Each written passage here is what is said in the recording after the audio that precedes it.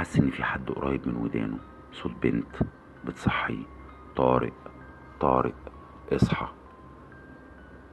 طارق بدأ يصحى، لقى نفسه في مكان هو كان عارفه. ايه ده؟ انا كنت موجود هنا من كام ساعة. ازاي انا موجود في الحظيرة المرعبة المخيفة ديت؟ الغريب انه لقى نفسه لابس جلابية لونها اسود، بيبص يمين ويبص شمال.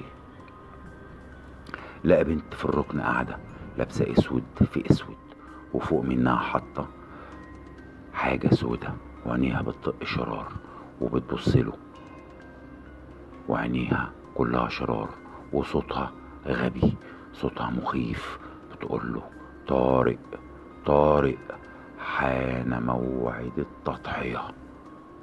طارق خاف، ترعب، بصلها: انت مين؟ عايزة ايه؟ جاية هنا ايه؟ وعايزة مين؟